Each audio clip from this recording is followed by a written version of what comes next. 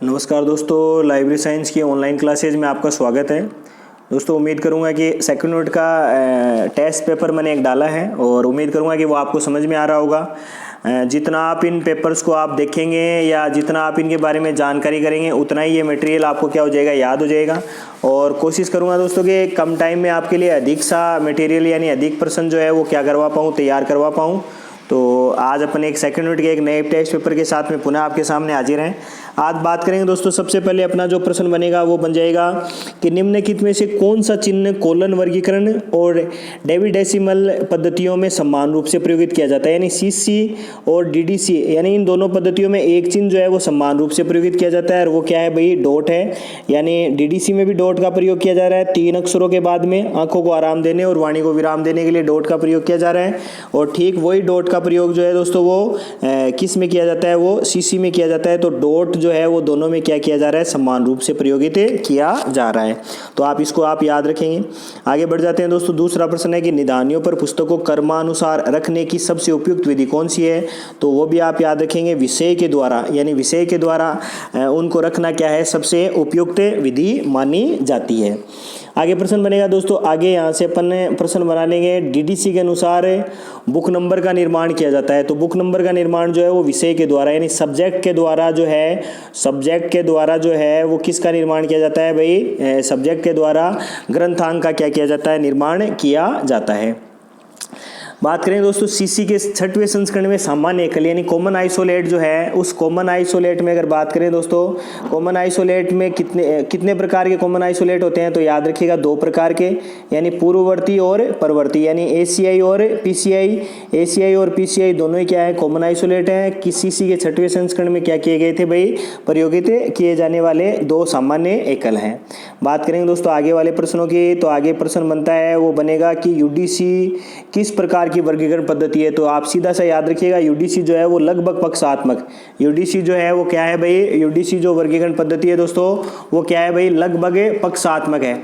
अब देखो अपन एक लाइन में अगर याद करें दोस्तों कि लगभग पक्षात्मक होता क्या है, तो लगभग पक्षात्मक को भी अपन याद कर लेते हैं। देखो कि यूं समझो कि इस वर्गीकरण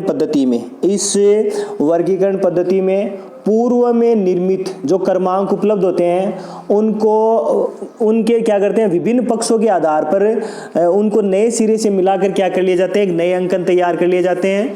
और आप यहाँ से यूं याद रखिएगा, देखो यूडीसी और बीसी यानी यूनिवर्सल डेसिमल क्लासिफिकेशन और बिब्लियोग्राफी क्लासिफिकेशन, यानी बिब्लियोग्राफी क्लासिफिकेशन की बात करें तो वही एच ई ब्लिस जिसने 1935 में इस पद्धति का निर्माण किया था। और यह पद्धति जो है इन दोनों पद्धतियों में यानी यूडीसी और बीसी, इन दोनों पद्धतियों में अगर बात करें दोस्तों तो इन दोनों में क्या है, लगभग पक्षात्मक पद्धति का क्या किया गया है भाई, लगभग पक्षात्मक पद्धति का प्रयोग किया गया है। क्या है, तो पूर्व निर्मित जो क्रमांक उपलब्ध होते हैं उनमें विभिन्न पक्षों के आधार पर मिलाकर लगभग क्या कर लिए जाते हैं, नए प्रकार के अंकन तैयार कर लिए जाते हैं। ये क्या है भाई, लगभग पक्षात्मक है।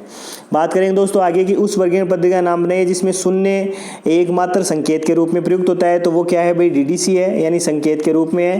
जैसे इस बार जो प्रश्न आया था दोस्तों, इस बार जो प्रश्न था, जैसे मान लीजिए जहां भी इस बार जो 29 दिसंबर के एग्जाम में जो प्रश्न था, उस प्रश्न में भी जैसे मान लीजिए कहीं 45 लिखा हुआ है, जैसे मैं एक फॉर एग्जाम्पल बता रहा हूँ आपको, जैसे कहीं लिखा है 450, फिर लिखा है मान लीजिएगा 55 और फिर लिखा है मान लीजिएगा 9। अब आप इसको डीडीसी के अकॉर्डिंग कैसे सही करें, तो डीडीसी के अकॉर्डिंग ये बनना चाहिए 450, 550, उसके बाद में बात करें तो 900, यानी जहां पर क्या है, जीरो का प्रयोग मात्र एक संकेत के रूप में किया जा रहा हो, वो कौन सी पद्धति है, तो वो कौन सी पद्धति है भाई, वो डीडीसी पद्धति है।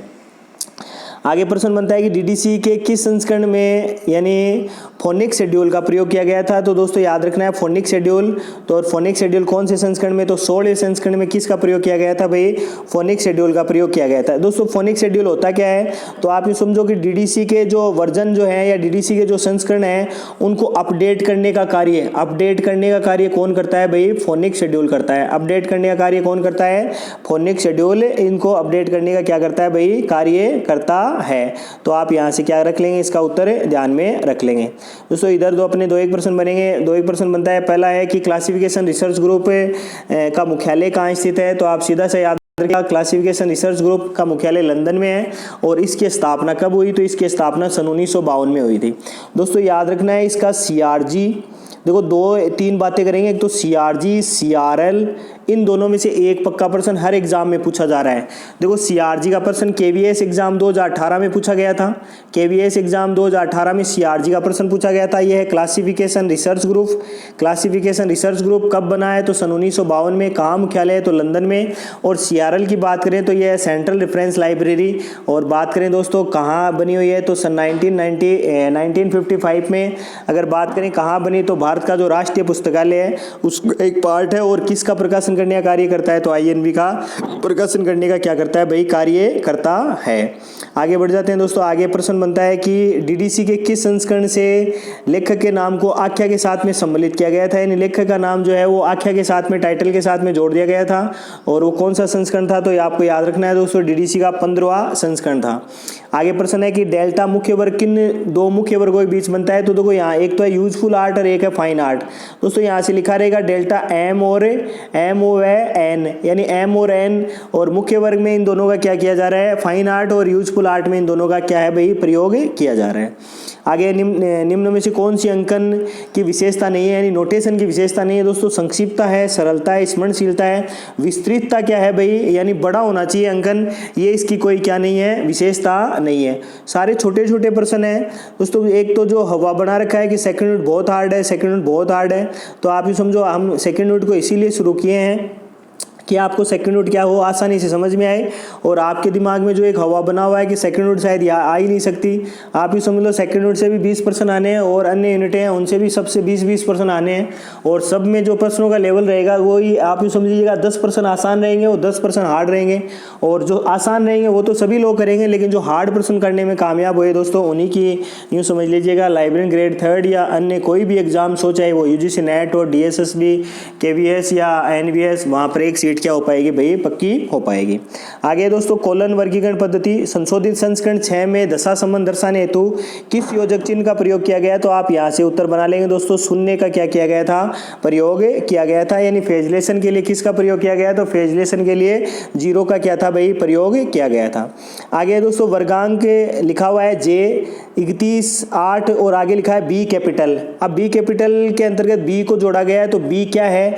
तो B जो है वो वर्णानुक्रम है दोस्तों। वर्णानुक्रम आप ये समझो कि ये J जो है J एग्रीकल्चर है। J क्या है भाई? J एग्रीकल्चर है।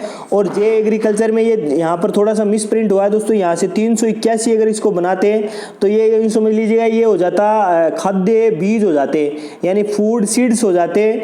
और फूड सीड्स में अगर बात करें दोस्तों यहाँ पर B का स्वरूप, किसका बात करें? B का स्वरूप, तो ये B जो है दोस्तों ये बासमती चावल हो जाता।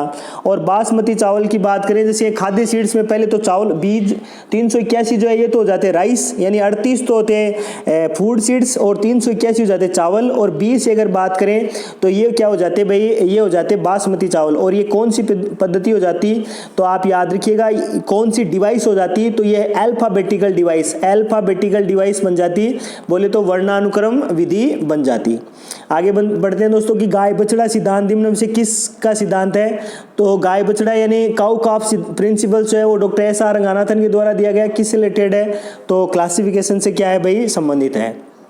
आगे प्रश्न बनता है दोस्तों कि CC वर्गीकरण पद्धति में निम्न में से कौन सी विधि है? तो आप याद रखिएगा यहाँ पर जो 3 लिखे हुए हैं, भौगोलिक विधि भी है, कालक्रम विधि भी है और विषय विधि भी है, यानी जियोग्राफिकल डिवाइसेज भी है ये, साथ ही क्रोनोलॉजिकल डिवाइसेज भी है, कालक्रम भी है और साथ ही क्या है भाई? सब्जेक्ट डिवाइसेज भी है। यानी CC का जो स्वरूप है वो क्या है? तीनों में है। तो यहाँ पर क्या बन जाएगा? उत्तर बन जाएगा वो सीधा सा बन जाएगा, वो बन जाएगा उपरोक्त तीनों। आगे बढ़ते हैं दोस्तों, आगे के प्रश्न और शामिल कर लेते हैं। तो आगे अपन प्रश्न शामिल करेंगे, प्रश्न अपने शामिल हो जाएंगे, वो हो जाएगा इसी टेस्ट सीरीज में शामिल करें कि कोलन वर्गीकरण के अनुसार किसी विषय के व्यक्ति की जीवनी का वर्गांक बनाने के लिए किस पूर्ववर्ती सामान्य एकल का, यानी यहाँ पर ये बायोग्राफी की दोस्तों क्या कर रहा है, बात कर रहा है। यानी बायोग्राफी की अगर बात करें दोस्तों, बायोग्राफी के लिए किस सिंबल का प्रयोग किया जाता है, तो आपको याद रखना है बायोग्राफी के लिए डब्ल्यू का, यानी फेजिलेशन में मान लीजिए या कॉमन आइसोलेट में मान लीजिएगा किसका प्रयोग है भाई, डब्ल्यू का। या डब्ल्यू भी बात करें तो डब्ल्यू स्मॉल है, यानी स्मॉल डब्ल्यू का क्या किया जा रहा है भाई, प्रयोग किया जा रहा है। और कौन सा स्वरूप है, तो आप याद रखिएगा किसके स्वरूप है, तो वो बायोग्राफी का, यानी बोले तो जीवनी का है। आगे दोस्तों सीआरजी का पूरा नाम क्या है, तो पहले बात कर चुके हैं। क्लासिफिकेशन रिसर्च ग्रुप, लंदन में मुख्यालय, सन 1952 में क्या था भाई, ये बना था। और वर्गीकरण कार्य के लिए क्या है भाई, एक महत्वपूर्ण पड़ाव है, यूं समझ लीजिएगा। इसी को ध्यान में रखते हुए भारत में आप यूं समझिएगा डीआरटीसी, यानी ये प्रलेखन के अंदर है, तो ये क्लासिफिकेशन रिसर्च का क्या है भाई, एक ग्रुप है। तो दोनों में सिमिलरिटी है, दोनों समान रूप से क्या करते हैं, एक जैसा कार्य संपादित करने में क्या करते हैं, महत्वपूर्ण भूमिका निभाते हैं। आगे बढ़ते हैं दोस्तों। आगे प्रश्न है कि जेडी ब्राउन के द्वारा किस वर्गीकरण पद्धति की संरचना की गई थी, तो सीधा सा उत्तर बन जाएगा जेडी ब्राउन के द्वारा क्लासिफिकेशन, सब्जेक्ट क्लासिफिकेशन बोले तो एससी का निर्माण किया गया था डॉक्टर जेडी ब्राउन के लिए द्वारा, यानी जेम्स डब ब्राउन के द्वारा सन 1906 में क्या था, इन्होंने इसका निर्माण किया था। यूके में यूं समझ लीजिएगा कि पुस्तकालय विज्ञान के क्षेत्र में महत्वपूर्ण भूमिका निभाने वाले व्यक्ति कौन थे भाई, जेडी ब्राउन थे।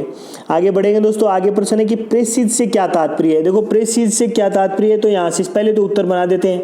यह है पूर्व समन्वय अनुक्रमणिका पद्धति, यानी पूर्व समन्वय अनुक्रमणिका पद्धति क्या होती है, तो मैं आप दोनों को आपका इसका सरलीकृत स्वरूप यहाँ क्या करता हूँ, प्रस्तुत कर देता हूँ। देखो बात कर लेते हैं दो ही प्रकार की, अगर अनुक्रमणिका पद्धति की बात करें यानी टेक्निक्स ऑफ इंडेक्स की बात करें, तो ये दो ही प्रकार की होती है। एक तो होती है परंपरागत, एक तो होती है परंपरागत और एक होती है अपरंपरागत, यानी परंपरागत, और दूसरी की बात करें तो दूसरी होती है अपरंपरागत। देखो परंपरागत की बात करें तो परंपरागत तो होती है पूर्व समन्वय अनुक्रमणिका, यानी परंपरागत की बात करें तो ये तो होती है पूर्व समन्वय अनुक्रमणिका, और अपरंपरागत की बात करें तो ये होती है पश्च समन्वय अनुक्रमणिका। अब देखो दोनों में फर्क क्या है या दोनों में कौन सी पद्धतियों को कैसे कैसे शामिल किया गया है, तो वो मैं आपको यहाँ एक ही चीज में आपको क्या करवाता हूं, याद करवा देता हूं। आप यूं समझ लो दोस्तों, यहां से आप ले लो प्रेसिज को, यहां से आप ले लो प्रेसिज को, और एक ले लो चेन इंडेक्सिंग को। प्रेसिज को और चेन इंडेक्सिंग को दोनों क्या है, परंपरागत है। प्रेसिज और चेन इंडेक्सिंग दोनों क्या है भाई, परंपरागत हैं। लेकिन अगर कहीं पर लिखा है, कहीं लिखा है पोपसी, कहीं लिखा है दोस्तों पोपसी, या पोपसी के अलावा लिखा है KWIC, या फिर आप लो साइटेशन इंडेक्सिंग, तो ये सारी की सारी क्या है भाई, अपरंपरागत हैं। यानी आप ही समझ लो जो इंडेक्सिंग का ऐसा स्वरूप जो पूर्व में काम में लिया जाता था, वो सारा क्या सारा पूर्व समन्वय अनुक्रमणिका है। जो वर्तमान में काम में लिया जा रहा है वो क्या है भाई, पश्चात समन्वय अनुक्रमणिका है। एक परंपरागत है और दूसरी क्या है भाई, अपरंपरागत है। तो दोनों का स्वरूप मेरे हिसाब से आसानी से क्या हो जाएगा, याद हो जाएगा। आगे प्रश्न बनता है दोस्तों, Sears list of subject heading का पहली बार प्रकाशन कब किया गया, तो सन 1923 में। और प्रकाशन करने में महत्वपूर्ण भूमिका दोस्तों, तो आपको याद रखना है प्रकाशन करने में महत्वपूर्ण भूमिका जो है वो एमी सेयर्स की महत्वपूर्ण भूमिका थी। और अगर बात करें दोस्तों वर्तमान में इसका प्रकाशन, तो आपको याद रखना है HW विल्सन पब्लिकेशन के द्वारा, HW विल्सन पब्लिकेशन के द्वारा क्या किया जा रहा है, इसका प्रकाशन किया जा रहा है। दोस्तों आप HW विल्सन पब्लिकेशन को भी आप कमेंट करके बताएंगे कि इसकी स्थापना कब हुई थी, तो स्थापना तो 1898 में हुई थी। स्थापित करने वाला व्यक्ति कौन था, आप कमेंट करके हमें क्या कर सकते हैं, अपने जवाब दे सकते हैं। आगे प्रश्न है कि यूके के मार्क प्रोजेक्ट किस वर्ष प्रारंभ किया गया, तो मार्क प्रोजेक्ट जो यूके के द्वारा शुरू किया गया था कि कब शुरू किया गया, तो ये बन जाएगा 1975 में बन जाएगा। दोस्तों याद रखना है 1975 भी विशिष्ट है। आपके लिए 4 ऑप्शन है, एग्रीस, इनिसिस, और आप ले लीजिएगा मेडलर्स। ये सभी में से एक जो है दोस्तों वो 1975 में यानी सन 1975 में क्या थी ये पद्धति, इनमें से एक जो पद्धति थी उसको क्या किया गया था, निर्मित करने का कार्य किया गया था। आप कमेंट करके हमें बताएंगे कि वो कौन सी पद्धति थी या कौन सी इंडेक्सिंग प्रणाली थी जो 1975 में क्या हो गई थी, विकसित हो गई थी। आप यहाँ पर ऑप्शन को लेना चाहें दोस्तों तो ऑप्शन को आप विनीति भी ले सकते हैं। यहाँ पर कौन सी ऐसी पद्धति थी जो कि 1975 में क्या हो गई थी भाई, बन गई थी? कमेंट करके आप ज़रूर बताइएगा।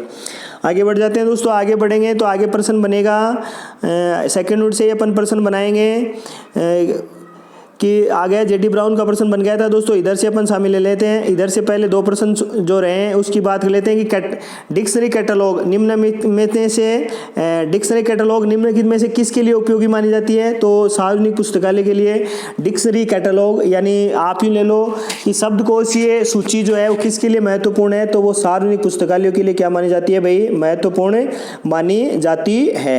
आगे प्रश्न बनता है दोस्तों प्रकाशन पूर्व सूचीकरण यानी प्रीनेंटल कैटलॉगिंग, ये किसके सहयोग से विकसित की गई? तो किसका सहयोग था विकसित करने में? तो आपको याद रखना है दोस्तों डॉक्टर एस.आर. रंगानाथन, यानी प्रकाशन पूर्व सूचीकरण प्रीनेंटल कैटलॉगिंग जो है वो किसके द्वारा बनाया गया? तो डॉक्टर एस.आर. रंगानाथन के द्वारा बनाया गया था। आगे बढ़ जाते हैं दोस्तों। AACR 2 में अगर बात करें कि विवरण के प्रत्येक क्षेत्र को किस चिन्ह के द्वारा जोड़ा जाता है, तो वो भी आप याद रखिएगा। कौन से चिन्ह के द्वारा?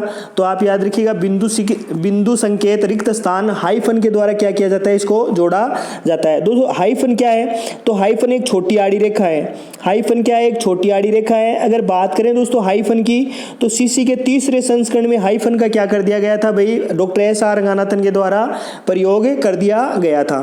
तो छोटा सा रूप है, आप याद इसको आसानी से कर लेंगे। आगे बढ़ते हैं दोस्तों। आगे प्रश्न है कि कैटलॉग पद की उत्पत्ति निम्न में से किस भाषा से हुई है? तो यहाँ से सीधा है कैटलॉग की पूछ रहा है दोस्तों। तो कैटलॉग की उत्पत्ति काटा प्लस लोगोस, काटा प्लस लोगोस, लोगोस सबसे हुई है। और ये काटा प्लस लोगोस कौन सी भाषा का है? तो ग्रीक भाषा का है। तो ये भी आप यहाँ से क्या रखेंगे? याद रखेंगे। काटा प्लस लोगोस यानी कैटालॉग बना हुआ है। और बात करें कौन सी भाषा है? तो ग्रीक भाषा है। और बात करेंगे दोस्तों, और प्रश्न बनता है यहाँ पर कि AACR 2 के अनुसार जब मुख्य पृष्ठ पर मात्र संपादक का नाम होता है तो मुख्य प्रविष्टि किसके अंतर्गत बनाई जाती है? तो आप याद रखिएगा पुस्तक का जो टाइटल होता है या पुस्तक की जो आख्या होती है उसके अकॉर्डिंग क्या कर दी जाती है भाई? बना दी जाती है। आगे बढ़ जाते हैं दोस्तों। आगे और छोटे छोटे 4 प्रश्न हैं, उनको और शामिल करते हैं। तो ये 4 महत्वपूर्ण प्रश्नों को अपन और शामिल करेंगे। प्रश्न बनेगा अपना अगला, वो बनेगा कि सूची यानी पुस्तकों की वह लिस्ट होती है जो किसी निश्चित योजना के अनुसार क्या की जाती है? व्यवस्थित की जाती है। ऐसी परिभाषा देने वाले कौन थे? तो आप याद रखेंगे दोस्तों C.A. कटर जो है वो ऐसी परिभाषा देने वाले व्यक्ति थे। यानी C.A. कटर ही बताते हैं कि निश्चित योजना के अनुसार क्या की गई? व्यवस्थित की गई। क्या है भाई? सूची क्या कहलाती है? कैटलॉग कहलाती है, सूची कहलाती है। दोस्तों यहाँ पर एक A.G. एकर्स की परिभाषा महत्वपूर्ण है। A.G. एकर्स जो है वो सूची को क्या कहते हैं? अनुक्रमणिका कहते हैं। सूची को क्या कहते हैं भाई? अनुक्रमणिका कहते हैं। तो ये भी आप यहाँ से क्या रखेंगे? याद रखेंगे। आगे प्रश्न बनेगा दोस्तों लाइब्रेरी ऑफ कांग्रेस का मार्क प्रोजेक्ट किस वर्ष विकसित किया गया? तो आप याद रखेंगे ये सन 1966 में क्या किया गया था? विकसित किया गया था। 2 छोटे छोटे प्रश्न और शामिल करेंगे दोस्तों। उसमें शामिल रहेगा, पहला प्रश्न रहेगा कि निम्नलिखित में से कौन सा पद डॉक्टर एस.आर. रंगानाथन के द्वारा प्रथम बार प्रयोगित किया गया था? तो आप याद रखेंगे प्रथम बार प्रयोगित किया गया वो था प्रकाशन पूर्व सूचीकरण, जिसकी अपन पूर्व ऊपर बात कर चुके हैं, प्रीनेंटल कैटलॉग। इसके अलावा प्रश्न बनता है दोस्तों एक और महत्वपूर्ण वो है कि निम्नलिखित में से कौन सा कोड ISBD पर आधारित है? तो आप याद रखिएगा ISBD पर आधारित जो था वो था AACR 2 यानी ISBD पर कौन सा आधारित था? तो ISBD पर आधारित रहने वाला जो था वो सेकंड AACR 2 सेकंड था। और बात करेंगे दोस्तों यहाँ भी 2 स्वरूप है, एक तो G और एक M। तो आप कमेंट करके हमें बता सकते हैं कि ISBD पर आधारित ISBD का कौन सा ऐसा स्वरूप था, यानी G था या M था जिसके ऊपर AACR 2 आधारित था। तो आप कमेंट करके हमें क्या कर सकते हैं? बता सकते हैं। एक नई वीडियो के साथ में आपसे दोबारा मुलाकात करेंगे। तब तक के लिए जय हिंद और घर पे रहिए दोस्तों। साथ ही कोरोना से जो जंग है उसमें आप जीतने में कामयाब हो। भारत जो एक सौम्य और एक विश्व गुरु जो है उसके पद को सुशोभित करने वाला जो कार्य है वो आप घर पे रहते हुए भी कर सकते हैं। अच्छी किताबों का संकलन कीजिए, किताबों से बहुत सारा प्यार कीजिए और नई नई किताबों से आप नया जो स्वरूप है लाइब्रेरी एंड इंफॉर्मेशन साइंस का वो आप अपना बढ़ाइए। और कोशिश कीजिएगा कि आप ज्ञान से भरे हुए एक घड़े के समान हो, जिससे जो भी बात पूछी जाए वो आप आसानी से बता सकें। और स्वरूप जो है दोस्तों वो यही बनाइएगा कि ना किसी से ईर्ष्या, ना किसी से होड़, मेरी अपनी है मंजिल, अपनी है दौड़, अपना किसी से कुछ नहीं लेना, अपना कार्य केवल और केवल अपनी मेहनत करना है। आने वाले टाइम में आपका सिलेक्शन हो। इन्हीं सब शुभकामनाओं के साथ में एक नई वीडियो के साथ दोबारा मिलेंगे। तब तक के लिए जय हिंद।